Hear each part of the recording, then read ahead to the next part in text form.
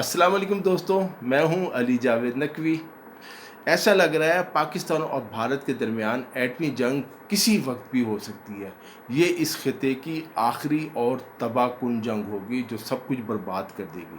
بھارتی وزیر اعظم مودی اپنے 6 جہاز تباہ کرانے، اربوں روپے کا نقصان اٹھانے اور دنیا بھر میں ذلیل ہونے کے باوجود پاکستان پر دوبارہ حملہ کرنے کے منصوبوں سے باز نہیں آ رہے۔ اب اگر جنگ ہوئی، بھارت جس طرح دھمکیاں دے رہا ہے اور دوسری طرف پاکستان کا پانی بند کرنے کے اقدامات کر رہا ہے، ہمارا موقف واضح ہے۔ ہم بم مار کر ایسے تمام منصوبے تباہ کر دیں گے۔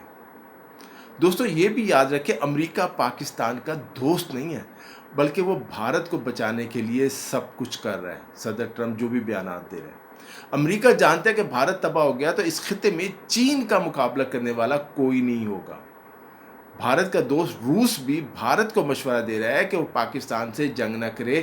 امریکہ جنگ بندی کی آڑ میں مقبوضہ کشمیر میں فوجیں بھیجنا چاہتا ہے۔ پاک فوج کے ترجمان اور شعبہ تعلقات عامہ ISPR کے director general lieutenant general Ahmed Sharif Chaudhry کا کہنا ہے کہ نہ تو بھارت اسرائیل ہے اور نہ ہی پاکستان فلسطین۔ بھارت نے ہمیں اکسایا یا حملہ کیا تو ہمارا رد عمل تیز اور وحشیانہ ہوگا۔ وہ ترک نیوز ایجنسی کو انٹرویو دے رہے تھے اور انہوں نے بڑی اہم باتیں کی اس انٹرویو میں کہ پاکستان دنیا میں اس وقت سب سے زیادہ دہشت گردی کا شکار ملک ہے۔ اس ساری دہشت گردی کی سرپرستی اور حوصلہ افزائی جو بھارت کر رہا ہے۔ 17 ماہ میں دہشت گردی کے واقعات میں 3896 افراد شہید ہو چکے ہیں۔ ہم ایک امن پسند قوم ہے، لیکن اگر بھارت نے ہمیں اکسایا یا حملہ کیا تو ہمارا رد عمل تیز اور وحشیانہ ہوگا۔